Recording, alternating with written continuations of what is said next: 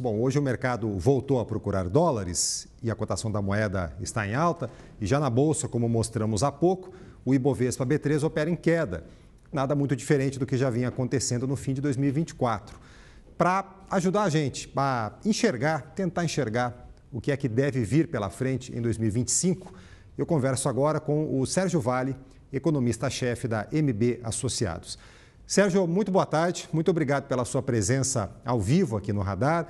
Esse cenário que a gente tem hoje, de dólar ainda pressionado e a Bolsa sem despertar muito interesse, é algo que, a princípio, vai perdurar aí pelo ano? Boa tarde, Fábio. Prazer falar com você também. Olha, 2025, infelizmente, vai ser um pouco o retrato do que a gente viu acontecer no final do ano passado, né? No final de 2024. Esse cenário tenso em relação à questão fiscal do ponto de vista doméstico e em relação ao cenário internacional, o que vai ser o governo Trump. São duas coisas, dois elementos importantes que vão estar presentes ao longo desse ano e muito provavelmente vão colocar atenção nos mercados. Isso vai significar pressão de câmbio, e certamente o câmbio não fica abaixo de R$ 6 por dólar esse ano. Na verdade, por conta da tensão fiscal que permanece e da tensão externa, a tendência é eventualmente esse câmbio subir até mais. Não dá para estranhar hoje um cenário que a gente possa ver esse câmbio para uns 6,50 ou até mais do que isso. E um cenário de crescimento mais fraco, né, em consequência dessa pressão cambial, que leva a mais inflação, que leva a mais juros, e que faz com que a gente tenha, do ponto de vista da sociedade, além do impacto da inflação, começar a sentir uma desaceleração no crescimento, que leva a uma piora na taxa de desemprego. E essas coisas, Fábio, não são da noite para o dia, elas levam um certo tempo para acontecer. Talvez o time aqui foi o pior para o governo do que aconteceu. Final de 2024, essas coisas vão sendo digeridas na economia e o impacto mais grave talvez possa acontecer lá na frente em 2026, que é um ano eleitoral, com um governo com popularidade baixa, que vai colocar mais tensão ainda por conta do que se vai esperar do governo para tentar ativar o crescimento, para chegar na eleição mais competitiva. Então, 25 está muito casado com 26. Né? Esses 2 próximos anos a gente vai pagar um pouco o preço do que se deixou de fazer em 23 e 24 e um pouco o preço também do eleitor americano, né, que votou no Trump, e a gente vai ter que sofrer as consequências disso aí ao longo dos próximos 4 anos. Sérgio, tem um velho clichê aí do mercado de que o mercado ele se antecipa, né? O mercado ele precifica antes aquilo que vai acontecer. E você citou Donald Trump, que assume agora no dia 20 desse mês. Ele ainda, ou a posse de Trump, a vitória de Trump, já está precificada ou ele é imprevisível o suficiente para deixar uma margem ainda de surpresa para os mercados? Eu diria que tem uma parte importante que já está precificada, Fábio, mas é sempre incerto, né? Quando a gente fala de Trump, a gente não está falando de algo que seja de fato muito previsível. O que ele vai colocar de tarifa de importação? Vai ser 50%, 60%? Para o Canadá e para o México vai ser de fato 25%, 30%? Para o resto do mundo 10, 20, o que ele vai fazer de corte de imposto? Ele vai conseguir implementar o corte de imposto? Ele colocou o Musk né, para tentar fazer um corte de gastos, que a gente sabe que é extremamente difícil de acontecer no caso americano. Quer dizer, o que vai ser esse conjunto de política econômica que é muito difícil de implementar, que tem repercussões inflacionárias muito graves, que ainda também são muito incertas? Então, eu acho que assim, não está totalmente precificado o que ele vai fazer e os impactos do que eventualmente ele consiga implementar. Dada a força da vitória dele ano passado e o controle que ele tem na Câmara e no Senado, a sinalização que ele está colocando com todo mundo que ele está chamando para participar do governo, é um governo Trump que vai vir mais agressivo do que ele veio em 2016. Então, assim, acho que a gente vai ter um cenário, do ponto de vista internacional, que não está tudo precificado, a gente tende a ter mais surpresas e eu tenho a impressão que vão ser surpresas negativas. Do ponto de vista do Brasil, a gente acaba, no final, se aproximando, tendo um espaço de aproximação maior com a China, por conta da guerra comercial que vai se ampliar com os americanos, né, os americanos e os chineses. Mas é aquela vitória que parece positiva, mas é negativa de qualquer maneira. Né? É um cenário que, no final, a turbulência é tão grande que a gente vai pagar um preço negativo por conta disso, e parte desse preço negativo vem justamente desse câmbio mais pressionado. Né? Esse dólar, né, esse real que depreciou ao longo de 24, parte dele é por conta do fiscal, mas parte importante foi por conta do cenário americano, que dado que vai continuar tenso esse ano, o muito provavelmente a gente ainda vai ver essa depreciação acontecer. Você falou que não dá para esperar em 2025 um dólar abaixo de R$ 6. A MB Associados está projetando quanto de dólar para esse ano?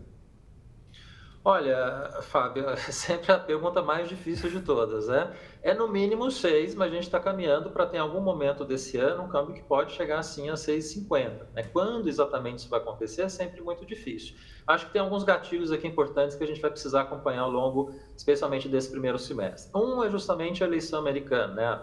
A posse americana do Trump e os primeiros movimentos dele na economia, o que ele vai sinalizar de política econômica. Isso aí tem um potencial de eventualmente piorar o câmbio um pouco mais. E uma segunda parcela disso, relacionada à questão doméstica, são de duas frentes. Até onde vai a taxa de juros no Brasil, né? Até onde o Banco Central está disposto a colocar juros elevados para conter a expectativa de inflação que só tem subido nas últimas semanas, nos últimos meses. E o outro é o fiscal, que acho que é o mais incerto e o mais difícil, porque o governo, sistematicamente ao longo dos últimos 2 anos, indicou que, olha, o nosso ajuste é via arrecadação, a gente não tem muito o que fazer na estrutura de gastos, vai seguir dessa forma em 25, o déficit vai continuar elevado nesses próximos 2 anos e o mercado vai continuar com a preocupação desse fiscal, que sinaliza piora de dívida nesses próximos 2 anos, e aqui muito provavelmente a gente não deve ter grandes mudanças. Eu acho que então, que pode ser gatilho para a taxa de câmbio que a gente precisa acompanhar é o comportamento do Banco Central ao longo desse primeiro semestre, até onde ele vai levar essa taxa de juros, e o cenário americano, né, o que ele vai fazer em relação à política econômica. Porque do ponto de vista fiscal, pelo menos a minha expectativa é que não vai haver grandes novidades. O governo não vai conseguir implementar nada muito relevante do ponto de vista de ajuste. A gente vai precisar esperar 2027. Eu diria que, desse ponto de vista, impactos cambiais muito mais severos, como a gente viu ano passado, eu acho que não deve acontecer. Sem o componente fiscal, né, que, como você observou, não traz muita expectativa de algo acontecer, ainda mais antecedendo um ano eleitoral também, como você colocou, sem uma novidade fiscal, vamos dizer assim, as possibilidades de mudança de rota devido apenas a Banco Central e apenas ao efeito Trump, elas são mais limitadas? A gente tem uma margem menor de sair desse cenário hoje sem o fiscal atuando? Olha, a gente está num câmbio hoje que está em 6,20. A gente está falando de um câmbio que há pouco mais de um ano ele estava em torno de 5. Se a gente fosse indicar essa trajetória de piora como a gente viu ano passado, a gente estaria falando de um câmbio que poderia chegar a 7. Não me parece, pelo menos por hora, que esse cenário nesse momento é o mais próximo de acontecer. Talvez o câmbio está se estabelecendo agora em torno de 6,20, está caminhando para eventualmente chegar um pouco mais acima em 6,50, mas, por exemplo, atingir um patamar mais agressivo como 7 ou mais do que isso, vai, se acontecer, mais para 2026, um ano eleitoral, que a gente vai ter os nomes que vão ser colocados como candidatos, o que vão ser as propostas econômicas desses candidatos, e aí o mercado pode ficar um pouco mais tenso na expectativa do que vem pela frente. Isso pode relembrar um pouco, Fábio, guardadas as devidas proporções, obviamente, o que foi um pouco aquele susto de 2002, do próprio Lula lá atrás, quando ele virou presidente a primeira vez. Né? Havia muita insegurança em relação ao que seria a política econômica, especialmente a política fiscal. Eu acho que a gente vai viver isso de novo em 2026, especialmente com essa possibilidade do próprio governo continuar. Né? Se o Lula se mantém candidato, é reeleito, vai ficar a dúvida para 27 se, olha, dado tudo que foi feito nesses 4 anos, do ponto de vista de ajuste de gastos, foi muito insuficiente, o que vai ser feito em 27? Então, eu acho assim, o 7 ainda é possível e vai depender justamente desses caminhos de política econômica que a gente tem pela frente. Mas eu acho que ainda esse ano a gente não chega. Ô Sérgio, a gente tem ouvido algumas análises, inclusive aqui no Radar, de que essa alta do dólar foi exagerada para o cenário macroeconômico que a gente tem no Brasil. Que o dólar tem sim razões para ter subido, mas que subiu demais, subiu a ponto de refletir um desastre na economia que, segundo esses analistas, não existe. Que a economia está melhor, está muito melhor do que o que seria um desastre que levaria o dólar para esse patamar. O dólar está aí, né? Quer dizer, o entendimento geral do mercado é esse. Mas como é que você se coloca em relação a esse tipo de discordância, a essas análises que falam, bom, peraí, tá, aí foi demais, foi exagerado? Fábio, eu tendo a discordar um pouco dessa perspectiva de que está exagerado. Eu acho que assim, tem um pouco de antecipação do mercado com a preocupação da gente não reviver o passado. Lá atrás, por exemplo, 2012, 2013, a gente tinha um resultado primário positivo naquele momento, a situação estava muito mais tranquila, a gente teve as manifestações em junho de 2013, começaram a desacelerar o investimento, ali foi um cenário que começou a ficar mais tenso, mas havia ali já um início de piora fiscal que já estava acontecendo nos anos anteriores, que o mercado ainda, né, naquele momento, a gente não sabia o que poderia acontecer, e a gente viu depois o cenário que veio à frente, que foi bastante ruim. Né? E hoje a gente tem um fiscal que, quando a gente compara com aquele período, está pior. A dívida pública é bem maior do que era naquele período, estava em torno de 55% do PIB. A gente está falando de uma dívida que está caminhando para 80% do PIB. Tinha um superávit primário pequeno, mas tinha. A gente está agora com déficit que deve ficar na casa de 0,7% esse ano, né? Com uma dívida que já está muito elevada. Então, o mercado, eu tenho a impressão que ele está olhando não só o retrato de hoje, que às vezes você olha o retrato e vê uma taxa de desemprego baixa, uma inflação que não está fora de controle, um crescimento alto, e fala que está tudo bem. Mas o mercado está olhando o filme para frente, e esse filme para frente é muito ruim. E dado o que a gente teve no passado, fica a preocupação se o governo não está caminhando para repetir aquele passado. Né? Então, por isso, essa ideia de que, olha, o mercado ajustou a taxa de câmbio para uma situação de preocupação de um governo que não fez o dever de casa na questão fiscal e, quando olha para frente, vai ter menos condição ainda de fazer esse ajuste fiscal numa situação bem mais complicada do que a gente tinha naquele momento lá atrás, em 2012, 2013. Então, acho que, por isso, o mercado está reagindo de forma correta. Não vejo, nesse sentido, um exagero ou que tem um erro e a gente precisa voltar essa taxa de câmbio para 5,60, 5,50. Né? Ele está acomodado para um cenário fiscal ruim e que tende a piorar nos próximos anos. Né? E que, se não ajustar em 2027, aí sim a gente vai ver um cenário de crise mais complicado.